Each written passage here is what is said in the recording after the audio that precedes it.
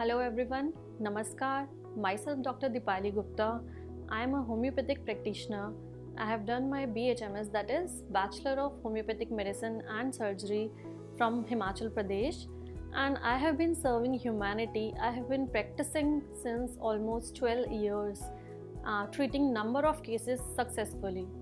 So today I'm here. I'm honored that I get this platform to share something about homeopathy, some views about homeopathy to increase the awareness of homeopathy amongst you all. तो आज का हमारा topic जो होगा that is consultation and treatment. I would like to tell you about the consultation and treatment in homeopathy. उससे पहले I would like to tell you what is homeopathy. Homeopathy क्या है?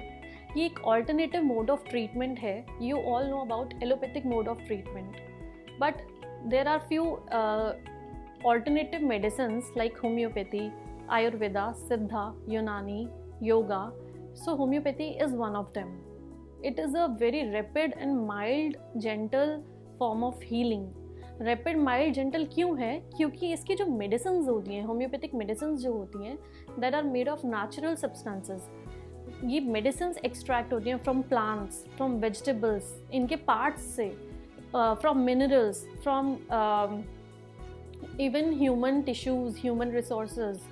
तो इनसे नेचुरल एक्सट्रैक्ट से, natural substances से extract होती हैं.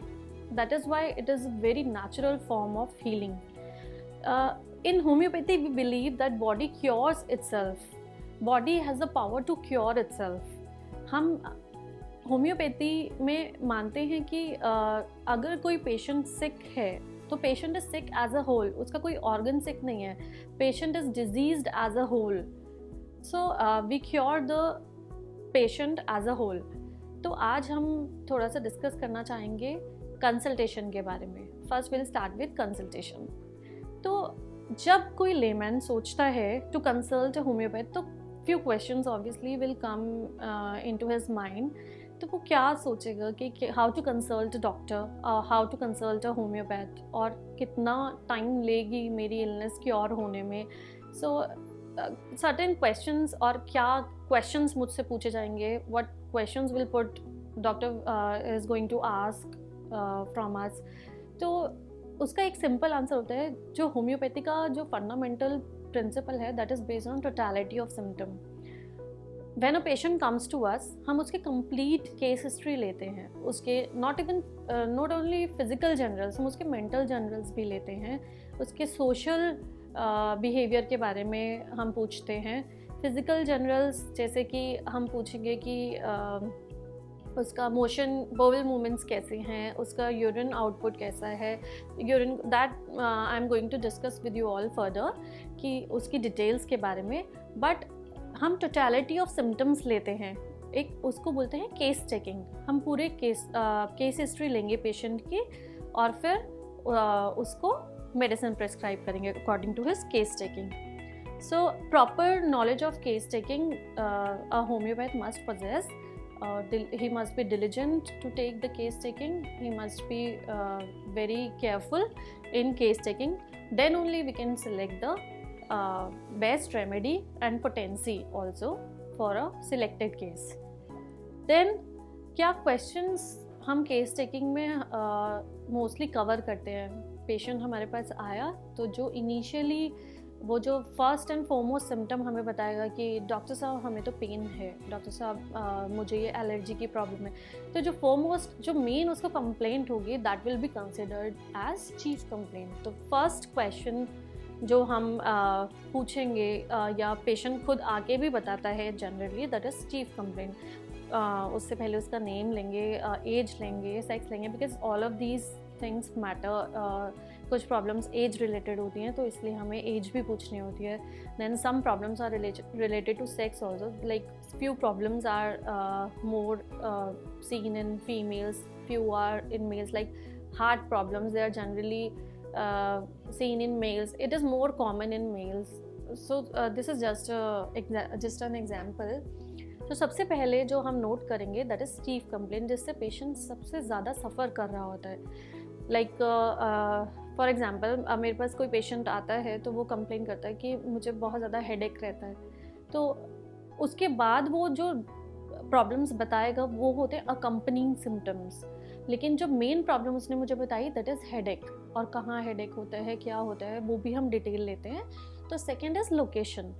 तो उसको जो पेन है या जो भी प्रॉब्लम है, लाइक कॉफ का पेशेंट रहता है तो उसको थ्रॉट में पेन है, कहाँ एग्जैक्टली पेन है, थ्रॉट में पेन है या नोज़ में भी प्रॉब्लम है या ईयर्स में भी प्रॉब्लम है उसकी वजह से, तो वो हो गई लोकेशन. या फिर जैसे सर्वाइकल है, सर्वाइकल का कोई पेशेंट रहता है तो उसको किस लेवल पे पेन है, या बैक पेन आता है तो अपर बैक में है, लोअर बैक में है, या किसी जॉइंट्स में पेन, आर्थराइटिस का पेशेंट आता है तो विल आस्क हिम कि exactly where he feels the pain, like कौन से जॉइंट्स में है. तो हम प्रॉपरली उसकी लोकेशन को नोट करेंगे कि क्या location. Then third is sensation. This is the part of case taking which I am telling you. ये सारे क्वेश्चंस हम लेते हैं.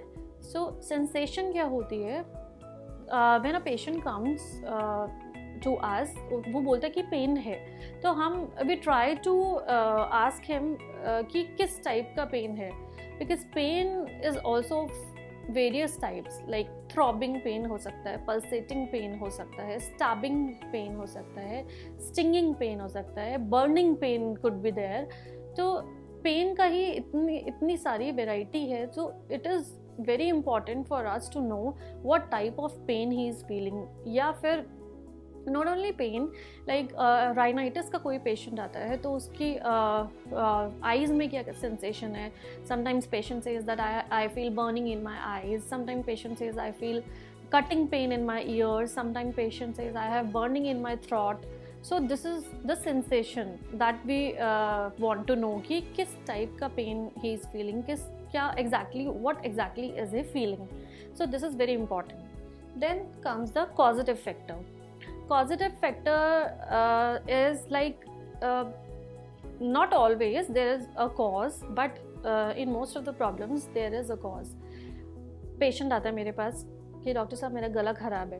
अब गला ख़राब वेरियस रीज़न से हो सकता है. It could be because of rainy weather, it could be because of damp weather, it could be because he has taken cold, something cold like ice cream खा ली या खट्टा खा लिया, या किसी से कैच हो गया इन्फेक्शन, किसी को वायरल इन्फेक्शन था उससे कैच हो गया, लिम्फ नोड स्वेल हो गए उसमें. और तो हम कॉजेज़ पूछते हैं. Like I will give you one example. किसी पेशेंट को डिप्रेशन है सपोज़, तो उसको डिप्रेशन कैसे हुआ, हम उसकी हिस्ट्री लेंगे तो हमें पता लगेगा कि एक पेशेंट मेरे पास आती है कि मेरे को ये सिम्टम्स है, so I could make out कि शी इज़ हैविंग डिप्रेशन. जब मैंने उसकी केस हिस्ट्री ली, जब मैंने उसकी पास हिस्ट्री ली, so I got to know कि उसकी मदर एक्सपायर हुई थी 5 years back. So thereafter she got depression.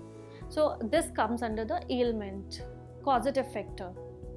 उसका रीज़न ही ये रहा कि उसने मुझे बोला कि जब से मेरी मदर गई हैं तब से मुझे ड्रीम्स आने लगे, मुझे स्कैरी ड्रीम्स आते हैं, I am not able to sleep properly and I am getting these and these symptoms. Sometimes patients can not rule out कि हमें इस प्रॉब्लम की वजह से ये सिम्टम्स आए. लाइक डिप्रेशन की ही अगर हम बात करें तो most of the people they doesn't know that they have depression like symptoms. So that is why they need consultation of a doctor. So this is very again a very important point to consider कि क्या causative factor हो सकता है, क्योंकि homeopathy में specific remedies नहीं होती हैं as such, but yes, with each and every minor symptom the remedy changes. अगर पेशेंट मुझे बोलता है कि मुझे आइसक्रीम खाने से कोल्ड हुआ है तो रेमेडी डिफरेंट आएगी. अगर पेशेंट मुझे बोलता है कि मुझे ऑयली चीज़ से हुआ है, समटाइम्स अगर अनहाइजीनिक ऑयली फूड कुछ खाया है तो उससे भी थ्रोट इन्फेक्शन कैच होता है, उससे भी tonsillitis and multiple problems, pharyngitis and all हो सकते हैं. तो then the remedy changes. So with each and every minor symptom the remedy is different. So इसीलिए हमें बहुत केयरफुली केस हिस्ट्री लेनी होती है पेशेंट की. इसलिए we have to ask so many questions. Then next comes the modalities. What are modalities? Modalities means कि किसी प्रॉब्लम की वजह से पेशेंट की प्रॉब्लम बढ़ना, किसी भी फैक्टर से पेशेंट की प्रॉब्लम बढ़ना या कम होना. अगर वो बढ़ती है दैट इज़ एग्रावेशन, एंड अगर वो ठीक होती है दैट इज़ एम्यूलरेशन. इसका मैं एग्जांपल दूंगी आपको. Like a patient comes to me with a problem of back pain. So उसको लंबर बैक पेन है. नाउ हर पेशेंट का के सिम्टम्स जो होती हैं, कि प्रेजेंटेशन जो होती है वो डिफरेंट होती हैं. वो कैसे होगा? अब कोई पेशेंट मेरे पास आता है कि डॉक्टर साहब मुझे बैठ के उठने से प्रॉब्लम है. Like when I step up on the floor, I'm sitting for a longer time and then I step up on the floor, then I feel the pain. उसका aggravation हो रही है, that means after stepping up. तो ये उसका aggravation point हुआ. कोई patient बोलता है कि मैं कंटिन्यूसली वॉक करती हूँ तो मुझे प्रॉब्लम होती है. उसका एग्रावेशन हो गया when he walks continuously. Strain से भी कह सकते हैं. कुछ प्रॉब्लम्स ऐसी होती हैं पेशेंट से कि if I lie on my left side then I feel better. That means his problem is ameliorating when he lies on the left side. कुछ patients बोलते हैं when I lie on back then I feel better. So this is again his problem is ameliorating when he lies on the back. Now I'll give you one more example. जैसे throat की problem है. कुछ patients बोलते हैं कि मुझे ठंडा लेने से आराम मिलता है, तो उन्हें amelioration हो रही है ठंडा. Yes, this is again true. कुछ पेशेंट्स को थ्रोट इन्फेक्शन में भी ठंडा पीने की डिज़ायर होती है और temporarily they get relief. But कुछ को हॉट वाटर से रिलीफ होता है और कुछ को हॉट वाटर से भी रिलीफ नहीं होता. So these comes under modalities. Again with different modalities the remedy differs. अगर पेशेंट का ठंडे से ठीक हो रहा है, पेशेंट का लेफ्ट साइड लेटने से, राइट साइड लेटने से, वेदर रिलेटेड मोडालिटीज़ भी होती हैं. Sometimes some patient gets better in winters. Like skin problem अगर हम देखें तो जनरली जो सोरियासिस एंड एक्जिमा होती हैं वो ड्राइनेस की वजह से बढ़ती हैं. Generally, not in every case but generally. तो विंटर्स में ड्राइनेस जब उनकी बढ़ जाती है तो उनकी प्रॉब्लम एग्रावेट होती है. सो दिस इज़ सीजनल एग्रावेशन. उसको हम कंसिडर करेंगे सीजनल एग्रावेशन में कि उसकी प्रॉब्लम जो होती है विंटर्स में बढ़ रही है. Again like fungal infections. Generally fungal infection जो होते हैं वो डैम्पनेस, ह्यूमिड वेदर की वजह से या पर्सपिरेशन की वजह से होते हैं. तो they get aggravated in summers. जो ह्यूमिड इरप्शंस होती हैं वो एग्रावेट होती है समर्स में. दिस इज सीजनल एग्रावेशन, कि वो समर्स में एग्रावेशन हो रही है.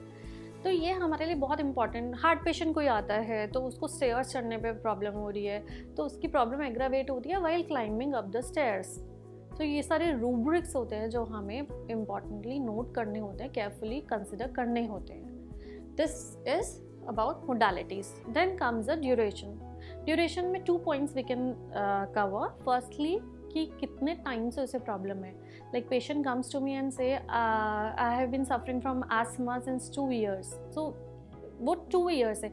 अब हमें क्यों इम्पॉर्टेंट होता है ड्यूरेशन नोट करना? क्योंकि हमें डिजीज़ को डिवाइड करना 3 पार्ट्स में, एक्यूट, सब एक्यूट एंड क्रॉनिक. तो इसके ऊपर ही हमारा ट्रीटमेंट बेस होता है कि हमें एक्यूट ट्रीटमेंट देना है या क्रॉनिक ट्रीटमेंट देना है. तो डिजीज़ 3 टाइप्स की हो गई, एक्यूट, सब एक्यूट एंड क्रॉनिक. तो अगर पेशेंट को रिसेंटली ही ऑफ लेटली कोई प्रॉब्लम हुई है तो that comes under acute problem. अगर पेशेंट को कुछ ही मंथ्स हुए हैं, लाइक 4 months से 1 year मे बी, तो that comes under sub acute problem. अगर the patient has been suffering from that problem since more than 1.5 year to 2 year, that disease comes under chronic disease. तो उसके ऊपर हमारा treatment जो होता है वो बहुत ज़्यादा बेस्ड होता है कि क्रॉनिक प्रॉब्लम है तो हमें कैसे. वैसे तो there are multiple factors which are being considered while selecting the remedy, but this is also important factor कि कि हमें कहाँ से कैसे ट्रीटमेंट स्टार्ट करना है। क्रॉनिक केसेस में generally we start from lower potency. Potency भी बहुत what is potency that I am going to tell you further. तो वन इज़ दिस थिंग कि ड्यूरेशन कितने टाइम से उसको प्रॉब्लम है। सेकेंड पॉइंट जो ड्यूरेशन में आएगा that is like patient comes to me for a problem of allergic rhinitis.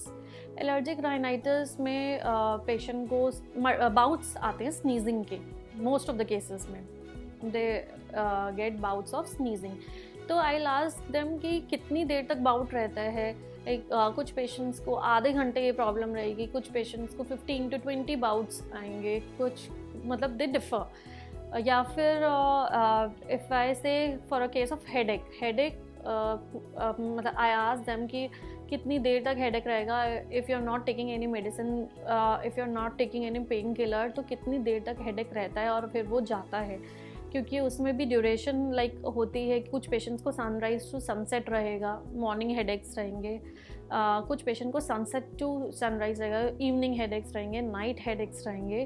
तो ये भी ड्यूरेशन में कंसिडर होता है, कितनी देर तक प्रॉब्लम रहती है और कितने लंबे टाइम से प्रॉब्लम है। That comes under duration. Next we move on to concomitance. This I was telling you about. Concomitance होते हैं अकम्पनिंग सिम्टम्स। जैसे कि पेशेंट आता है स्टमक प्रॉब्लम के लिए कि मुझे स्टमक में बहुत हैवीनेस रहती है, गेस्ट्राइटिस है और मुझे लम्प्स फील होते हैं स्टमक में, या मुझे फ्लैचुलेंस होती है, गैस रिलीज होती है, मुझे बर्ब्स आती हैं। अब वो बोलेगा कि इसके साथ मुझे बैक पेन भी रहता है। तो उसकी चीफ कंप्लेंट हुई उसकी स्टमक प्रॉब्लम। उसको जो गैस्ट्रोइंटेस्टाइनल प्रॉब्लम है, उसकी जो गैस्ट्राइटिस की प्रॉब्लम है, that will note under chief complaint. But उसके बाद वो बताता है कि मुझे बैक की प्रॉब्लम भी है। तो that comes under accompanying symptom कि उसके साथ साथ उसको क्या प्रॉब्लम हो रही है, वो कंकॉमिटेंट में आता है। लाइक पेशेंट आता है मेरे पास, उसकी हम मेंस्ट्रुअल हिस्ट्री भी लेते हैं। अगर फीमेल आती है कोई तो उसकी हम मेंस्ट्रुअल हिस्ट्री भी लेते हैं। तो पहले वो इसका एक बहुत अच्छा एग्जांपल बताना चाहूँगी। कोई पीसीओडी का पेशेंट आता है, नॉट पीसीओडी या एक्ने प्रॉब्लम का आता है कोई पेशेंट, तो उसको एक्ने है बहुत टाइम से।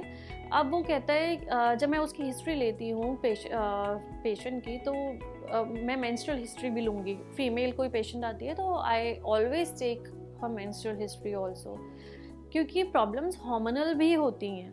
तो तब मुझे पता लगता है कि उसके पीरियड्स डिलेड हैं या इरेगुलर हैं, या तो दीज आर अकम्पनिंग सिम्टम कि उसके एक्ने की प्रॉब्लम के साथ साथ उसको ये सिम्टम्स भी आ रहे हैं।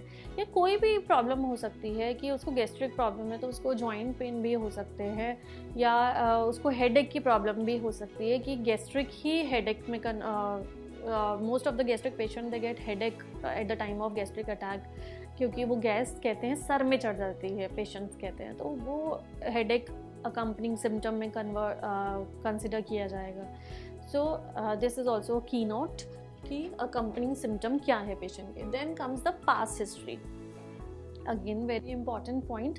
पास्ट हिस्ट्री हम लेंगे पेशेंट की कि उसको कोई बीपी तो नहीं हुआ था, उसको कोई इवन है तो नहीं, और उसको कोई फीवर तो नहीं हुआ था, कोई जॉन्डिस, मलेरिया, टाइफॉइड। बिकॉज ये जो प्रॉब्लम्स, ये जो डेबिलिटेटिंग फीवर्स होते हैं, इनके आफ्टर इफेक्ट्स बहुत ज़्यादा होते हैं। जॉन्डिस तो नहीं हुआ था, कोविड दीज डेज कोविड तो नहीं हुआ था, there are lots of side effects of COVID, we don't even know. मतलब ऐसे ऐसे इफ़ेक्ट्स होते हैं इन प्रॉब्लम्स के। Like I will give you one example. Patient कहेगी कि I have had jaundice 2 years back and since then I am having excess of hair fall. तो हेयर फॉल हो जाएगा, या फिर लेट्स से प्रेगनेंसी में प्रेगनेंसी के बाद, डिलीवरी के बाद females suffer from thyroid problem.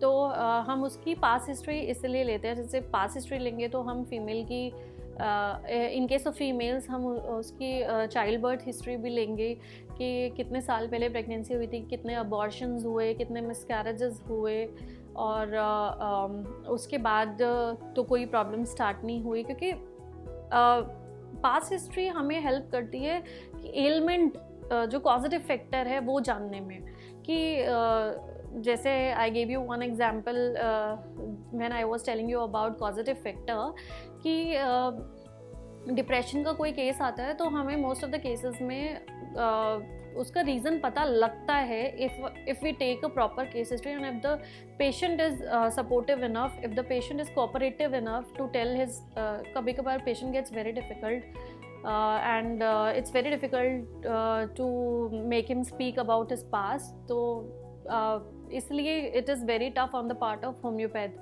तो पास्ट हिस्ट्री इसलिए इम्पॉर्टेंट होती है कि जैसे डिप्रेशन हुआ पेशेंट का तो वो क्यों हुआ, लाइक अगेन पेशेंट को अगर कोई हार्ट प्रॉब्लम है, अनदर एग्जांपल कि हार्ट प्रॉब्लम है तो वो क्यों हुई, क्योंकि उसको बीपी की प्रॉब्लम थी लंबे टाइम से and he was not taking proper treatment for it and then he developed cardiac problem.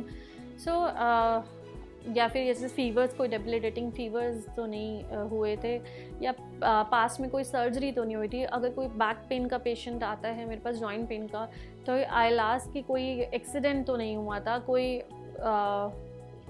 ऐसी हिस्ट्री तो नहीं है कि फॉलिंग हिस्ट्री है या कोई एक्सीडेंटल हिस्ट्री है या कोई सर्जरी हुई थी.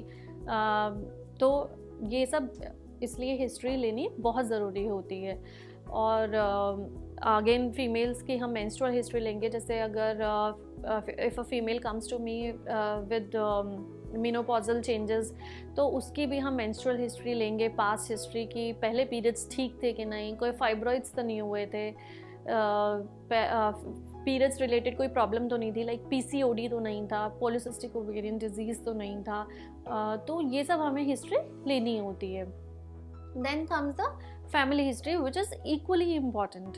फैमिली हिस्ट्री इम्पॉर्टेंट क्यों है? Because there are certain problems, there are many problems in fact which are hereditary, which are genetic, like blood pressure है, mostly endocrinal problems, they are mostly genetic, like blood pressure है, diabetes है, diabetes बहुत ज़्यादा genetic होता है, they run in the genes, and thyroid की problem है, thyroid भी बहुत ज़्यादा genetic होता है, hereditary होता है. या फिर सिर्फ ऐसा नहीं है कि एक जो सेम प्रॉब्लम फैमिली में रन कर रही है वही प्रॉब्लम आगे जनरेशन को पास आउट होगी. तो इसमें भी क्या होता है, सपोज़ अगर पेरेंट्स को या ग्रैंड पेरेंट्स को प्रॉब्लम रही स्किन की, मैं एक एग्जांपल देना चाहूँगी कि स्किन की प्रॉब्लम रन कर रही है फैमिली में. अब क्या होता है कि ज़रूरी नहीं है वो जो स्किन की प्रॉब्लम है वो ही नेक्स्ट जनरेशन को स्किन में ही पास हो. It can also manifest through other tracts, like respiratory tract के थ्रू वो manifest हो सकती है.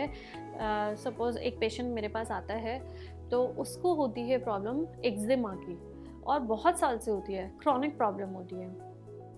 अब मैं उसकी केस हिस्ट्री लेती हूँ, मैंने उससे सारे पॉइंट्स पूछे, कॉजेटिव फैक्टर देखा और मोडालिटीज़ पूछी, location, sensation, everything I asked him.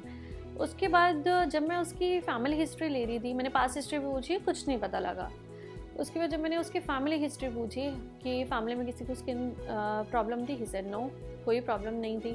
तो फिर मैंने उस फैमिली में पूछा कोई रेस्पिरेटरी प्रॉब्लम थी, कोई आस्थमा की प्रॉब्लम है कुछ. देन ही टोल्ड मी कि yes my mother had asthma. तो अब उसमें ये जो प्रॉब्लम्स होती हैं ये कोरिलेटेड होती है, ये लिंक्ड होती हैं. उनकी फैमिली में रन करिए एलर्जी प्रॉब्लम, वो एलर्जी किसी भी फॉर्म में मैनिफेस्ट कर सकती है, whether in skin cases, whether it can manifest through skin also, it can manifest through any other organ also. Like allergy उसको हो गई स्किन की फॉर्म में, उसकी फैमिली में किसको थी, उसकी फैमिली में रेस्पिरेटरी फॉर्म में थी. तो उसकी मदर को आस्थमा था, बट वो उसकी बॉडी में कैसे मैनिफेस्ट हुआ, एक्जिमा के फॉर्म में.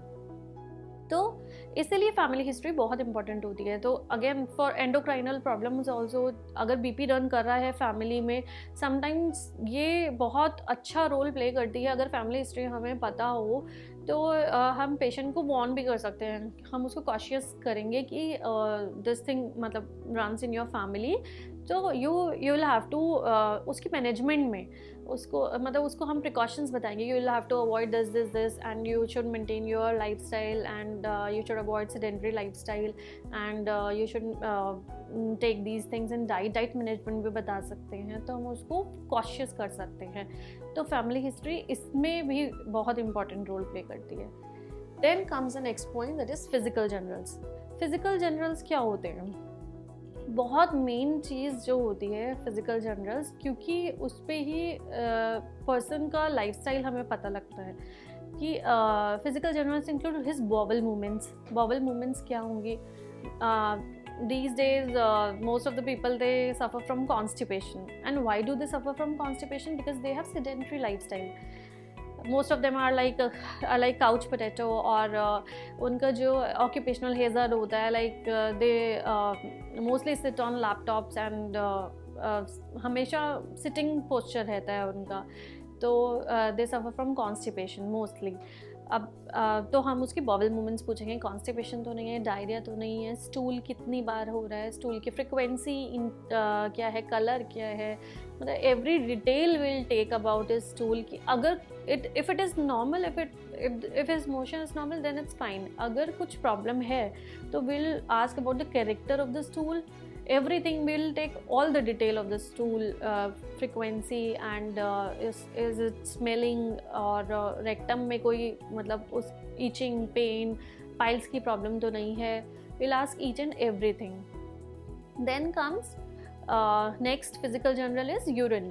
यूरिन का आउटपुट क्या है, कलर क्या है, यूरिनेशन के टाइम पे पेन तो नहीं है, बर्निंग तो नहीं है, इचिंग तो नहीं है, तो ये हम पूछेंगे। Then will ask about his appetite. Appetite कैसी है, कम है, ज़्यादा है, फ्रीक्वेंट है, he likes to eat after a very short interval और long interval, he doesn't feel like eating, कुछ भी जो भी उसके सिम्टम्स होंगे will ask about his appetite, कि वो एक बार में कितना खाता है। लाइक कुछ वॉर्म्स के चिल्ड्रन को बहुत रेवेनस एपेटाइट होती है, they like to eat very fast and they like to eat very after every short interval, तो उससे problems हम detect कर सकते हैं। Then comes his thirst. Thirst कैसी है? कुछ patients thirstless होते हैं, कुछ patients बहुत thirsty होते हैं, कुछ बहुत short period में सिप लेके पीना चाहते हैं, कुछ long interval में लेना चाहते हैं, they take very large quantity of water. तो उस जैसे लाइक सिप पेशेंट ने लिया तो हम एज्यूम कर सकते हैं कि वो अप्रीहेंसिव होगा, वो आउट ऑफ अप्रीहेंशन सिप ले रहा है, बिकॉज उससे करेक्टर भी पता लगता है। तो each and every detail is very crucial for us, is very important to us to know. तो ऐसा तो नहीं है, कुछ पेशेंट्स इससे कैसे अगेन बिहेवियर कैसे पता लगा कि पेशेंट बहुत लेजी है, वो कहता है कि प्यास तो लगती है but I don't get time to drink water, ऐसे भी पेशेंट्स होते हैं एक्चुअल में। तो उससे पता लगता है कि ही इज़ वेरी लेजी, तो उससे मेंटल जनरल भी पता लग रहे हैं पेशेंट के। तो again the next is sleep. Sleep हम पूछेंगे कि some patients say कि I have a very short sleep, I get very short sleep, I sleep for only few hours a day। और कुछ पेशेंट्स कहते हैं कि बहुत डिस्टर्ब स्लीप आती है, बहुत ड्रीमी स्लीप आती है, and I am very thoughtful through out the night, बहुत ज़्यादा थाट्स आती हैं, और ड्रीम्स भी स्लीप में ही हम लेते हैं। तो ड्रीम्स में कि स्कैरी ड्रीम्स तो नहीं है, चेजिंग ड्रीम्स तो नहीं है, या कुछ भी बहुत एमफुल ड्रीम्स और ये सब जो होते हैं, मतलब there are very so many types of dreams patient get, तो उस पर भी मेडिसिन जो होती है वो डिफ़र कर जाती है विद एवरी सिम्टम। स्लीप में वो समटाइम्स पेशेंट्स है कि मेरे को रात को बहुत लेट नींद आती है, समटाइम्स है कि मैं सुबह बहुत जल्दी उठ जाता हूँ, मैं अर्ली राइज़र, फिर उसके बाद मुझे हैवीनेस रहती है हेड में। तो ये सारे सिम्टम्स कोलिंग होते हैं, और जनरली जो स्लीप जिसको प्रॉपर नहीं आएगी उसका स्टमक भी डिस्टर्ब रहता है। तो sleep the next comes the desire में हम पेशेंट से जनरली पूछते हैं कि उसको कोई एबनॉर्मल डिज़ायर तो नहीं है, like some patients they have abnormal desire to for sweets, some have abnormal desires for salt. मतलब वो हमेशा कहेगा कि पेशेंट की मदर कोई आते वो बोलेगी कि ये तो हमेशा खाने में एक्स्ट्रा सॉल्ट डालती है, कभी दाल बनाई मैंने उसमें एक्स्ट्रा सॉल्ट पुट करती है। तो उससे हमें पता लगता है कि patient have a desire for salty food. उसमें भी मेडिसिन डिफरेंट आती हैं। तो sometimes patient likes to eat very spicy food, they have desire for fruits, sometimes they crave for fruits. तो वो भी मेडिसिन के ही सिम्टम्स में कवर होता है कि पेशेंट को किस चीज़ की क्रेविंग हो रही है, किस चीज़ की डिज़ायर्स हो रही हैं। Sometime patient have desire for eggs, for meet. तो ये सब हमें पूरा उसको कंसिडर करना होता है। देन कम्स अबाउट थर्मल्स में हम देखेंगे कि कभी कभी आपने भी देखा होगा कि कुछ बच्चे होते हैं, एग्जाम्पल देना चाहूँगी इसमें मैं कि कोई बच्चे होते हैं कि मदर बोलेगी कि ये तो विंटर्स में भी स्वेटर पहनना लाइक नहीं करता, इसको बहुत गर्मी लगती है। That means that patient is hot. और अगर कोई बोलेगा कि कोई फीमेल आती है बोलती है मैं तो पूरे सॉक्स ऊपर तक पहनती हूँ, मुझे बहुत ठंड लगती है और इतनी लेयर्स मुझे चाहिए होती हैं, रज़ाई ओढ़ने के बाद भी ठंड लगती है, दैट पेशेंट इज़ चिली। तो हमें ये भी देखना होता है which patient is hot in temperament, which patient is chilly in temperament. तो ये है अबाउट थर्मल्स। तो ये सारे फिजिकल जनरल्स होते हैं। फीमेल में हम मेंस्ट्रुअल हिस्ट्री भी लेते हैं कि उसके पीरियड्स डिलेड तो नहीं है या अर्ली तो नहीं है, और फ्लो कैसा है, ब्लड फ्लो कैसा है, बहुत ज़्यादा क्लॉट्स तो नहीं है, ब्लड का कलर बहुत डार्क तो नहीं है, या फिर बहुत ज़्यादा डिस्मेनोरिया अगर है। डिस्मेनोरिया जो पीरियड्स में जो पेन होता है दैट इज़ डिस्मेनोरिया, तो वो डिस्मेनोरिया तो बहुत ज़्यादा नहीं है। या PMS, प्री मेंस्ट्रुअल सिम्टम्स तो बहुत ज़्यादा नहीं है। जैसे सम पेशेंट सेज कि मुझे बहुत बैकएक होता है बिफोर पीरियड्स, मतलब पहले से ही स्टार्ट हो जाता है, मैं बहुत इरिटेबल हो जाती हूँ, या मुझे बहुत हैवीनेस होती है, बहुत ज़्यादा मुझे एपेटाइट फील होती है, या कुछ भी, मतलब कोई भी बहुत ज़्यादा गैस्ट्रिक फील होता है, तो हमें पीरियड्स की डिटेल भी लेनी होती है। Then comes about mental generals which are equally important. Mental generals में हम लेंगे कि पेशेंट का बिहेवियर कैसा है, पेशेंट का कैरेक्टर कैसा है।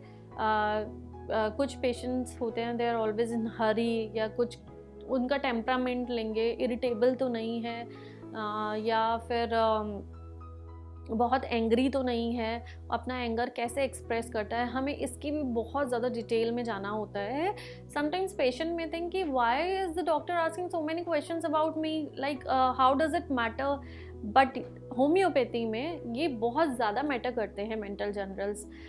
It might look irrelevant for the layman, for the patient, कि इररेलेवेंट क्वेश्चंस मुझसे पूछे जा रहे हैं, but then we have to tell the patients ki this is very important for us to select the remedy, so this is not linked with your problem, but yes, they help us in selecting the remedy, that is why I'm asking these questions. तो ये हमें कभी कभार explain भी करना पड़ता है looking at the expression of the patient, क्योंकि मेंटल जनरल्स बहुत ज़्यादा मैटर करते हैं उसमें पेशेंट की उसका स्टेट ऑफ माइंड। क्योंकि होम्योपैथी में जैसे मैंने बताया कि we treat patient as a whole, तो एज अ होल में उसके सारे माइंड सिम्टम्स तो हमें लेने ही होंगे, उसका मेंटल, क्योंकि माइंड के ही सिम्टम्स रिफ्लेक्ट करते हैं बॉडी पे। फिजिकल जनरल्स और मेंटल जनरल्स कोलिंग्ड होते हैं हमेशा। We consider as a holistic approach है होम्योपैथी में, इसलिए ये बहुत मैटर करते हैं। So these are the most important points जो हम केस टेकिंग में कवर करते हैं।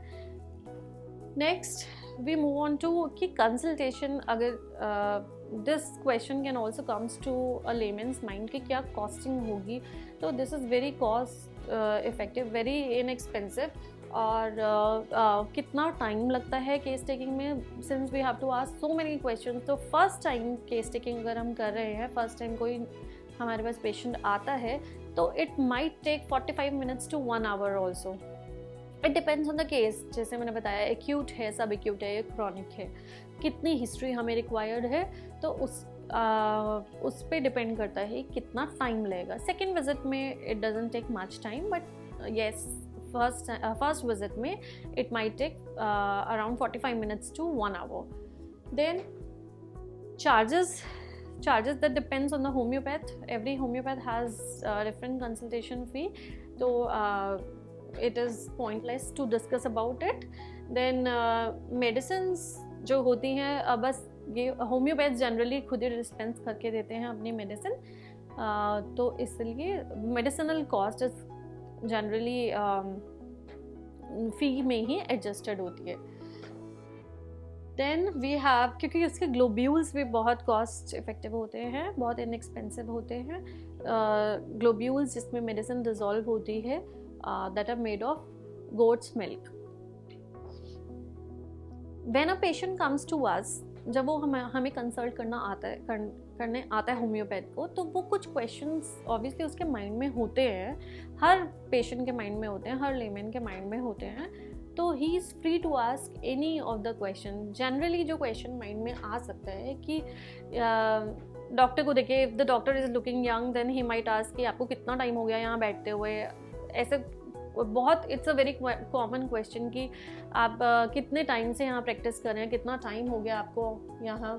तो देन पेशेंट में आस्क कि अगेन वो अपनी प्रॉब्लम के बारे में पूछेगा, कितने टाइम मुझे कंटिन्यू करनी होगी, how much time shall my illness take to get cured, कितना टाइम मुझे मेडिसिन कंटिन्यू करनी होगी.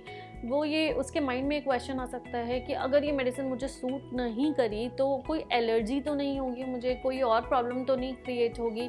क्योंकि पेशेंट जब allopathic mode of treatment use करके आता है तो उसके माइंड में ये क्वेश्चंस आते ही आते हैं कि मुझे कितना टाइम लगेगा, ये बहुत स्लो तो नहीं है, बहुत स्लोली वर्क करती है, या मुझे कोई इसका साइड इफ़ेक्ट तो नहीं होगा, वो ये पूछेगा. या फिर ऐसा तो नहीं होगा कि मेडिसिन मैं अभी ले रहा हूँ, मेरी प्रॉब्लम ठीक होगी तो वो दोबारा हो जाएगी, रीअकरेंस चांसेस तो नहीं है, प्रॉपरली ये रूट से ठीक होगी कि नहीं होगी. तो दीज आर फ्यू क्वेश्चंस, क्योंकि ये it can come to anybody's mind. तो पेशेंट ज़्यादातर ये पूछते हैं जो फर्स्ट विजिट के लिए आते हैं. तो उसका आंसर ये है कि homeopathy is not at all slow. It depends कि केस कितना क्रॉनिक है और कितना allopathic mode of treatment use किया गया है. अगर बहुत ज़्यादा एलोपैथी यूज़ करके पेशेंट्स आते हैं then it might take some time, because allopathic mode of treatment allopathic medicine से सप्रेस और पैलिएट्स द ट्रीटमेंट. तो वो जब दब जाता है कोई प्रॉब्लम, जो सिम्टम्स जो होते हैं डिजीज़ के, वो जब दब जाते हैं तो उनको एक्सटर्नली मैनिफेस्ट करने के लिए we need some time, we need regular follow ups for that. तो in those cases it might take some time, but patient must think about it कि एलोपैथिक के जो साइड इफ़ेक्ट्स हैं वो एटलीस्ट नहीं होते, और their problem will be cured permanently with homeopathic medicine. Then वैसे तो homeopathy gives result in most of the cases if the remedy is well chosen, potency is well chosen, then it gives very significant results. बहुत अच्छे results हैं. But I'll mention few of them कि किस problem में बहुत अच्छा work करती है. लाइक एलर्जीज़ का मैंने बताया, एनी काइंड ऑफ एलर्जी की, कोई स्किन एलर्जी है, एक्जिमा है, सोरियासिस है, या अर्टिकेरिया में बहुत अच्छा वर्क करती है. अर्टिकेरिया में तो इतने अच्छे रिजल्ट्स होम्योपैथी शो करती है. Patients gate tired of taking Allegra and cetirizine, जिनका 24 आवर एक्शन होता है. एक टैबलेट लेते हैं डेली और उसका 24 आवर एक्शन ही होता है, और उसके बहुत ज़्यादा साइड इफ़ेक्ट होते हैं. मैंने ऐसे भी केसेस देखे हैं कि पेशेंट अर्टिकेरिया प्रॉब्लम के लिए ले रहे हैं एलेग्रा या सिट्राजिन और एनी एंटी एलर्जिक, तो वो सप्रेस होके वो रेस्पिरेटरी प्रॉब्लम में कन्वर्ट, जैसे कि मैंने बताया कोई भी एलर्जी कहीं भी मैनिफेस्ट हो सकती है, तो रेस्पिरेटरी प्रॉब्लम में वो एस्थमा में कन्वर्ट हो जाती है, COPD में कन्वर्ट हो जाती है, क्रॉनिक ऑब्स्ट्रक्टिव पल्मोनरी डिजीज़ में कन्वर्ट हो जाती है। तो इसलिए patient gets tired of taking generally जो पेशेंट्स इतने टाइम से जो खा रहे होते हैं, जिनको एक्यूट होता है वो एलोपैथ्स के पास जाते हैं and they pop the pills and they feel that they are fine. But जब उनकी प्रॉब्लम इतने लंबे टाइम तक चलती है and they get tired of taking, they get fed up of taking these anti-allergic pills, then they come to us कि doctor साहब हमें तो इतने इतने टाइम से एलर्जी है और टिकेरिया की प्रॉब्लम है और ठीक नहीं हो रहा है। तो होम्योपैथी उस केस में बहुत अच्छा वर्क करती है। इस केस में क्या होता है कि समटाइम्स होम्योपैथिक एग्रावेशन भी हो सकती है कि उसके सिम्टम्स एक बार एग्रावेट हुए, लेकिन वो बहुत माइल्डली एग्रावेट होते हैं और वो बहुत जल्दी सबसाइड कर जाते हैं। तो उसमें पेशेंट्स को थोड़ा सा पेशेंस दिखाने की ज़रूरत होती है। Then another example is migraine. Migraines में बहुत अच्छा वर्क करती है। There is no permanent cure for migraine in allopathy. They just give pain killers या वो एंटी एंजाइटी, अगर माइग्रेन के पेशेंट को एंजाइटी है या स्लीप प्रॉब्लम है या फिर वॉमिटिंग्स हो रही हैं, तो उनके पास ना स्पेसिफिक मेडिसिन होती हैं। लाइक फॉर वॉमिटिंग वो दे देंगे, फॉर हेडेक वो पेन किलर दे देंगे, या फिर अगर स्लीप की प्रॉब्लम है तो वो स्लीपिंग पिल्स दे देंगे, एंटी एंजाइटी ड्रग्स दे देंगे। तो just they have the specific medicine for all of these problems, but they do not have permanent cure. Migraine में बहुत अच्छा वर्क करती है होम्योपैथी। माइग्रेन क्या होता है, generally it is a type of headache जो वन साइडेड होता है, हेमिक्रेनिया होता है। उसके साथ साथ अकम्पनिंग सिम्टम्स भी होते हैं, जैसे वॉमिटिंग हो गई या पेशेंट, और वो कैसे कैसे एग्रावेट होते हैं, जैसे एम्प्टी स्टमक अगर बहुत ज़्यादा पेशेंट है तो हो जाएगा, या स्टिमुलेंट्स बहुत ज़्यादा लिए गए हैं, कॉफ़ी है, कोलाज हैं, ये सब बहुत ज़्यादा लिए गए हैं तो हो जाएगा, या ज़्यादा कॉन्सेंट्रेट करने पे हो जाएगा, ज़्यादा सनलाइट में जाने से हो जाएगा। तो दीज आर माइग्रेन सिम्टम्स जिसमें होम्योपैथी बहुत अच्छा वर्क करती है। Then comes the depression which is a very common problem these days, जो कि कुछ पेशेंट्स का डायग्नोज हो भी नहीं पाता है। बहुत सारे डिप्रेशन में जो पेशेंट्स होते हैं उनको खुद नहीं पता होता दे आर अंडर डिप्रेशन, और इसकी अवेयरनेस की बहुत ज़्यादा ज़रूरत है। People needs to be aware about this कि ऐसे ऐसे प्रॉब्लम्स आते हैं। I will tell you one example. A patient comes to me, उसको female patient I am talking about, वो आती है मेरे पास and she feels all the time कि मुझे वाइट डिस्चार्ज हो रहा है, white discharge continuously she feels that I am getting wet and I am having white discharge, leucorrhoea, that is leucorrhoea, मुझे वो हो रहा है। बट उसकी मदर मुझे बताती है कि उसके क्लोथ्स वेट नहीं होते and she doesn't have any discharge. उसके ब्रदर की डेथ हुई थी फ्यू ईयर्स बैक, उसके बाद से उसको ये सिम्टम आने लगा।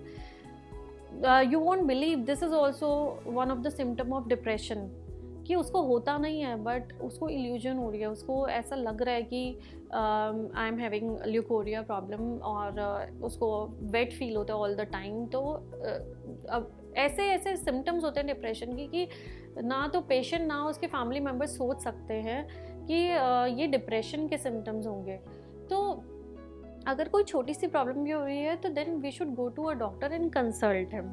तो डिप्रेशन जो कि बहुत कॉमन है उसमें होम्योपैथी बहुत अच्छा वर्क करती है, बहुत सेंस ऑफ रिलीफ मिलता है पेशेंट्स को, और बहुत काम, क्योंकि ये बहुत mild form of medicine use करते हैं, बहुत नेचुरल सब्सटेंसेस यूज़ करते हैं। तो even the lowest potency of homeopathy that works as wonders, it work wonders. Then we have chronic fatigue syndrome, which is again a very common problem these days. Chronic fatigue syndrome में क्या होता है कि patient को all the time tiredness feel होती है, उसकी muscles बहुत ज़्यादा फटीग्ड फील होती हैं, उसको ऐसा लगता है कि मैं बहुत वीक हो गया हूँ, मेरे को हर टाइम पेन रहता है बॉडी में, और बिल्कुल चेयर से उठने का मन नहीं करता। तो it could B one of the hazard of occupation कि all the time sitting on system अगर है ऐसा तो प्लस जैसे जो MNCs होती हैं उसमें सनलाइट एक्सपोजर नहीं होता, they are just sitting in AC hold for the whole day and they are sitting on their system. तो उससे क्या होता है, उनको ना तो बॉडी को प्रॉपर सनलाइट मिल रही है, एनवायरमेंटल एक्सपोजर पुअर है, उनका लाइफस्टाइल सिडेंट्री है, मॉर्निंग में भी दे रश अर्ली एंड इवनिंग में भी दे रश टू होम, मतलब दे don't have exercise, they don't have time for exercising, उनका डाइट प्रॉपर नहीं हो पाता है बिकॉज ऑफ वर्कलोड और वॉट।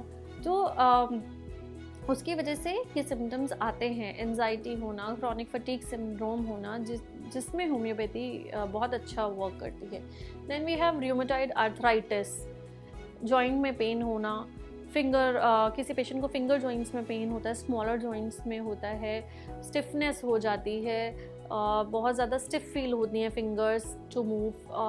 देन कुछ पेशेंट्स को लार्जर जॉइंट्स में पेन होता है, लाइक हिप जॉइंट्स हैं, नी जॉइंट्स हैं, शोल्डर्स हैं, तो इसमें भी बहुत अच्छा वर्क करती है। Then we have irritable bowel syndrome. Irritable bowel syndrome में बॉवल मूवमेंट्स अफेक्टेड होती हैं पेशेंट की, again lifestyle problem and bad poor heating habits से ये प्रॉब्लम डेवलप होती है। It could be hereditary also, कि पेरेंट्स को ऐसा प्रॉब्लम था। ये कह सकते हैं कि एलोपैथी में again it has no treatment, there is no treatment for it.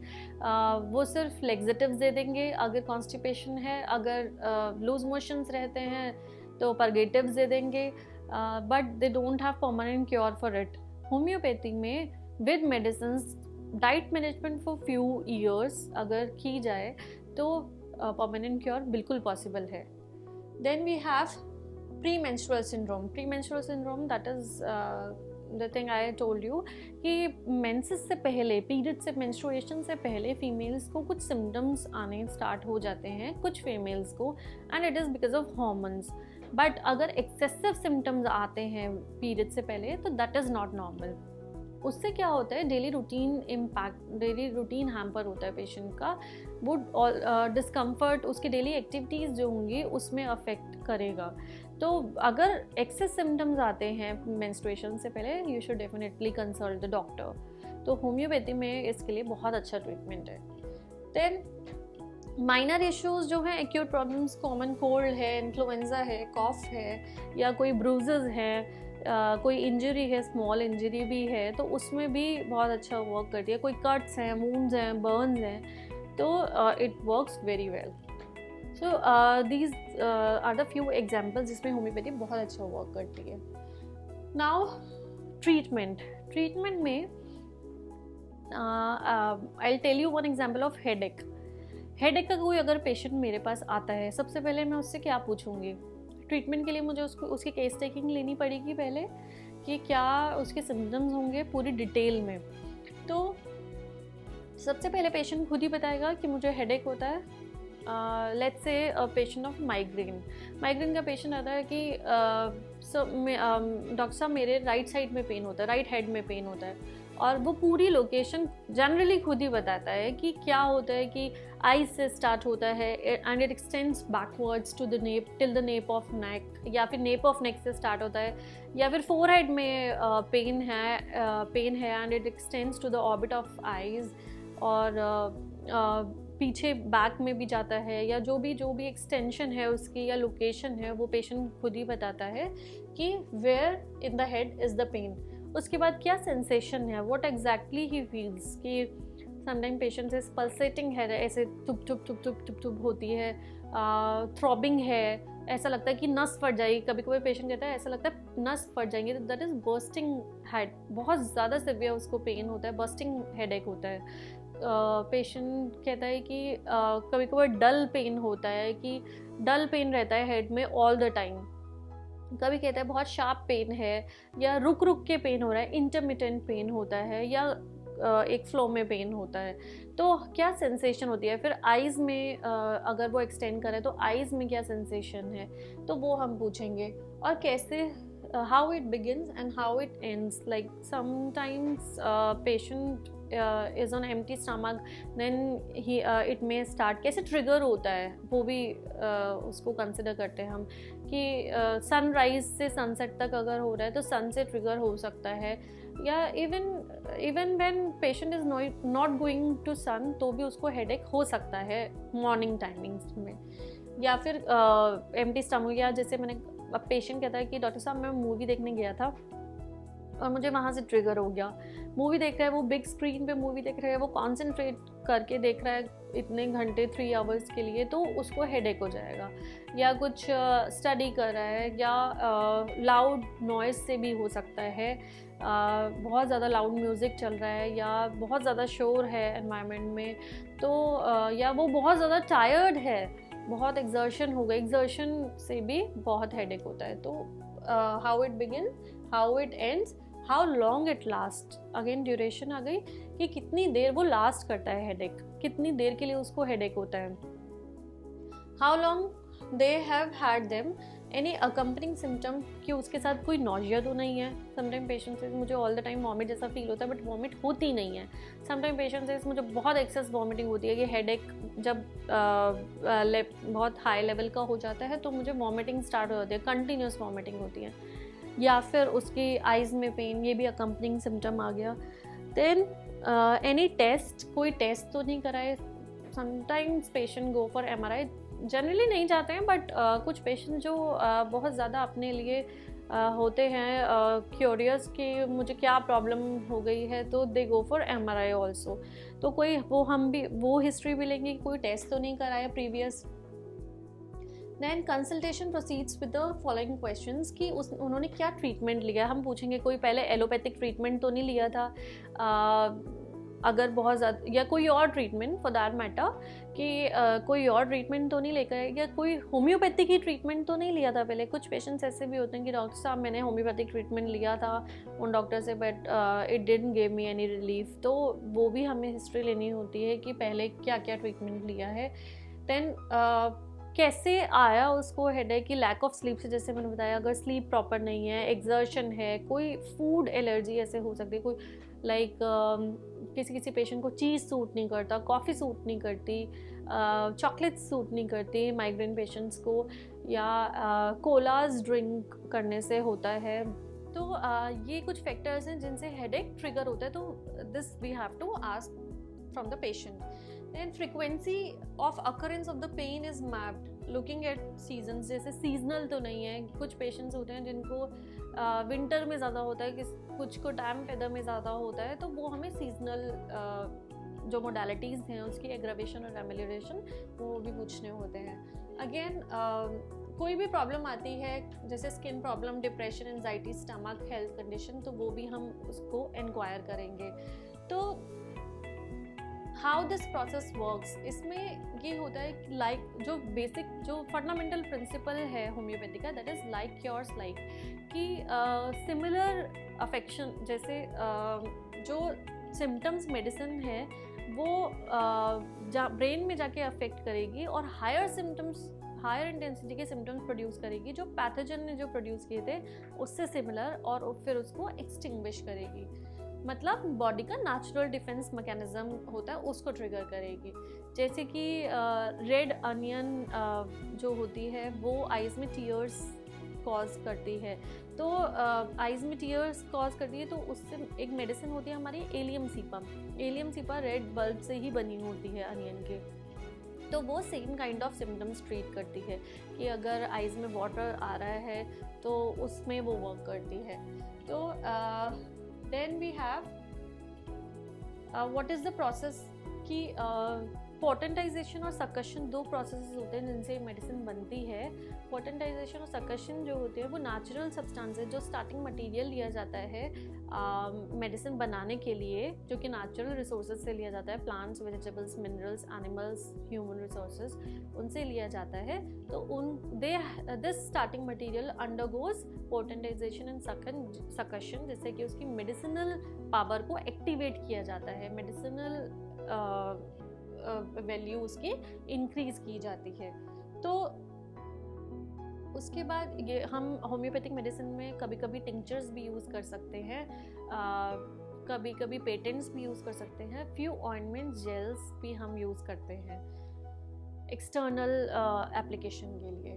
Then treatment जो होते हैं वो कैसा होता है, उसमें इंडिविजुअलाइज्ड होता है। इंडिविजुअलाइज्ड क्यों होता है? क्योंकि मैंने बताया हर केस की अपनी प्रेजेंटेशन होती है, हर पर्सन का अपना कॉन्स्टिट्यूशन होता है, इंडिविजुअलिटी होती है। तो हर इंडिविजुअल का हम प्रॉपर केस टेकिंग करके जो मेडिसिन होती है उसको सिलेक्ट करते हैं। तो इंडिविजुअलाइजेशन पे ही ये पूरा बेस्ड होता है ट्रीटमेंट उसके, क्योंकि लाइक जैसे मैंने बताया फिजिकल जनरल्स, मेंटल जनरल्स सबके सेम नहीं हो सकते, तो हमें वो कंसिडर करना होता है।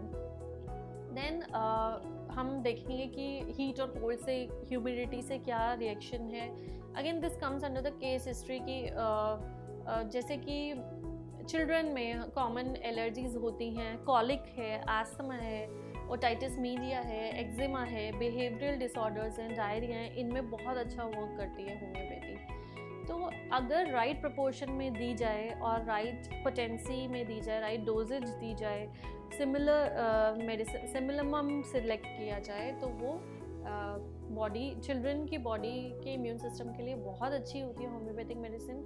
इम्यून सिस्टम को बहुत इम्यूनिटी को बहुत इंक्रीज करती हैं।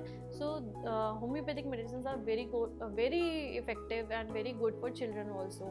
इवन न्यू बॉर्न बेबीज को भी हम होम्योपैथी सेफली दे सकते हैं, it doesn't have any side effect. Then we have few medicines which are commonly used for diarrhea: arsenic album, phosphorus, podophyllum, sulfur, pulsatilla, bryonia, chamomilla, cinchona officinalis.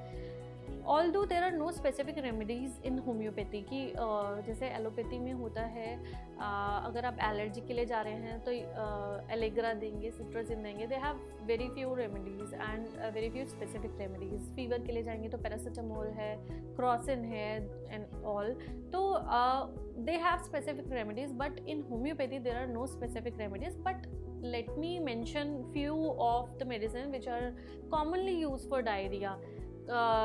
Not in every case, but these are commonly used medicine for diarrhea. जैसे arsenic की अगर हम बात करें तो arsenic का जो diarrhoea होगा वो फाउल स्मेलिंग होगा, उसका पेशेंट बहुत वीक होगा, बर्निंग बहुत मार्क्ड है, it is a trio of burning, उसमें बर्निंग बहुत होगी, रेक्टम एरिया में बर्निंग हो सकती है। तो उसमें थर्स्ट, आर्सेनिक पेशेंट बहुत सिप करके पानी लेगा। तो जो ये जनरली पॉइजनिंग की वजह से डायरिया होता है, फूड पॉइजनिंग हो जाती है, उसकी वजह से जो डायरिया होता है उसमें आर्सेनिक अच्छा वर्क करती है। देन फॉस्फोरस जो होगा, उसका जो पेशेंट होगा he runs out like an open faucet, मतलब समटाइम्स उसको पता ही नहीं लगेगा उसका स्टूल पास हुआ है। तो एनस जो होती है वो वाइड ओपन हो जाती है इसमें, और अगेन इट इज़ ऑल्सो ट्रायो बर्निंग, इसमें भी बर्निंग मार्क्ड होगी। Then comes podophyllum. पोडोफाइलम अगर किसी ने फ्रेश फ्रूट खाया है जो कि बहुत देर का कटा हुआ है या कुछ, तो उसकी वजह से अगर जो डायरिया हो रहा है, अगेन कॉजेटिव फैक्टर इसमें आ गया कि फ्रेश फ्रूट की वजह से हो रहा है, तो podophyllum might work very well. Then we have bryonia. Bryonia अगर फ्लू का सीज़न है, इन्फ्लुएंजा वाला जो सीज़न होता है उसमें डायरिया हुआ है, तो Bryonia works very well. Cinchona है, उसमें भी एक्सट्रीम वीकनेस होती है पेशेंट को और बहुत ज़्यादा गैस पास आउट होती है, और इसमें पेनलेस डायरिया होता है, इसमें पेशेंट को पेन नहीं होगा और डायरिया हो जाएगा। Then if we talk about see, it is not possible to discuss each and every topic, but I am trying to explain few of them, जिसमें कि होम्योपैथी बहुत अच्छा वर्क करती है। जैसे मैंने एलर्जीज़ की बात बताई, उसमें हे फीवर होता है, पॉलन से, डस्ट से एलर्जी होती है, या डस्ट माइट्स जो होते हैं उनसे एलर्जी होती है। तो क्या सिम्टम्स आते हैं, जैसे स्नीजिंग हो गई बहुत ज़्यादा, कंटिन्यूस बाउट्स में स्नीजिंग आती है, आइज से वाटर आता है, नोज से वाटर आता है। तो इसमें जैसे एलियम सीपा और यूफ्रेशिया दो मेडिसिन होती हैं, उनके इंडिविजुअलाइजेशन क्यों इंपॉर्टेंट होती है। अब एक पेशेंट है, उसको आइज से वाटर आ रहा है, नोज से वाटर आ रहा है, लेकिन आइज से जो वाटर आ रहा है उसमें उसको इरिटेशन है, वो इचिंग होती है उसको आइज में, तो वो एलियम सीपा का सॉरी यूफ्रेशिया का सिम्टम है, बट अगर नोज से वाटर आ रहा है, उसमें इचिंग होती है, वो एक्रिड डिस्चार्ज होता है, उसमें इरिटेशन होती है नोज से वाटर में, तो that is symptom of allium cepa. तो ये बहुत माइन्यूट सिम्टम्स हमें नोट करने होते हैं, हमें पूछने होते हैं। तो उनकी ये फ्यू सिम्टम्स हैं, जैसे कि रनिंग नोज़ होगी, नेज़ल कंजेशन, बहुत स्टफ्ड अप नोज़ होगी या ब्लॉक नोज़ होगी, आइज़ में ईचिंग होगी, वाटरी आइज़ होगी, स्नीजिंग, कॉफ, ईची नोज़, और माउथ ड्राई रहेगा, हमेशा सूखा सूखा माउथ लगेगा, साइनस में प्रेशर हो सकता है, ये हमारे साइनसेस होते हैं, जाइगोमेटिक साइनस, फ्रंटल साइनस, इनमें हैवीनेस फील होगी, क्योंकि स्टफ्ड अप हो जाता है, कफ अंदर जमता है, म्यूकस बनता है अंदर, तो वो स्टफ्ड अप लगता है, तो कंजेशन लगती है, हैवीनेस लगती है। देन ब्लू कलर्ड स्किन हो सकती है आइज़ के नीचे, या स्मेल और टेस्ट भी अफेक्टेड हो सकता है। तो उसका ट्रीटमेंट भी 2 टाइप्स का ही होगा। जैसे मैंने बताया कि डिजीजेस 3 टाइप्स की होते हैं, एक्यूट, सब एक्यूट, क्रॉनिक। तो ट्रीटमेंट भी हम 2 पार्ट में डिवाइड कर देते हैं, acute treatment and chronic treatment. तो अगर पेशेंट हमारे पास आ रहा है कि हमें एलर्जी हो रही है, तो पहले तो हमारा फोरमोस्ट एम ये हुआ कि हम उसके डिस्कम्फर्ट को हम दूर करें। तो उसके लिए सबसे पहले हमें एक्यूट रेमेडी देनी होगी। तो उसमें क्या होगा कि पहले उसकी जो वाटरी आइज़ और कंजेशन वगैरह है वो सब बेटर होगी। देन क्रॉनिक ट्रीटमेंट में हम जो देंगे वो होगा कि उसके एलर्जी के अटैक्स बहुत कम होंगे, फ्रिक्वेंसी कम हो जाएगी, इंटेंसिटी कम हो जाएगी, फिर परमानेंटली क्योर होगा वो।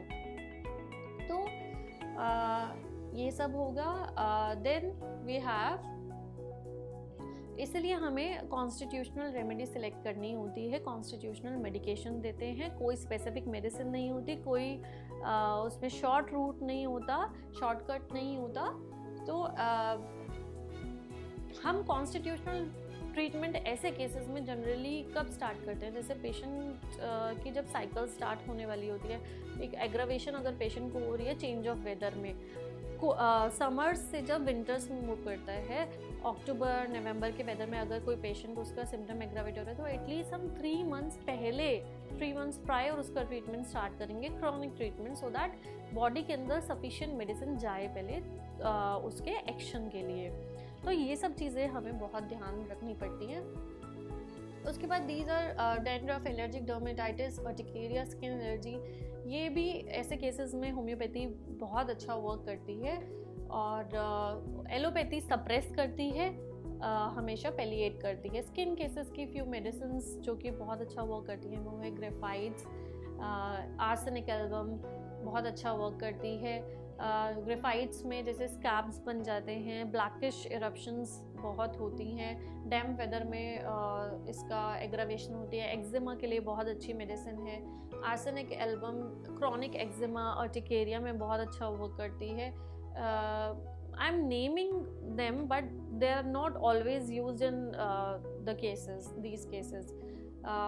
सल्फ़र है, सल्फ़र में कोई भी प्रॉब्लम वॉशिंग के बाद बहुत एग्रावेट होती है। लाइक पेशेंट बोलेगा मैं अगर जैसे एक्जिमा है उसके हैंड्स पे, ड्राई एक्जिमा है, तो वो वॉश करने के बाद कहता है कि मुझे ईचिंग स्टार्ट हो जाती है या क्रैक्स बनने लग जाते हैं, तो उसमें sulphur could be the remedy. मिजेरियम है, मिजेरियम में स्कैब्स बन जाते हैं, ऊजिंग होती है, थिक डिस्चार्ज, स्टिकी डिस्चार्ज ऊज होता है और उसके स्कैब्स बन जाते हैं। तो ये फ्यू सिम्टम्स हैं। देन बहुत रस्टॉक्स है, रस्टॉक्स में इचिंग और स्वेलिंग होती है एक्जिमा में, और डैम्प एटमॉस्फेयर और वार्मथ से एग्रावेशन होती है।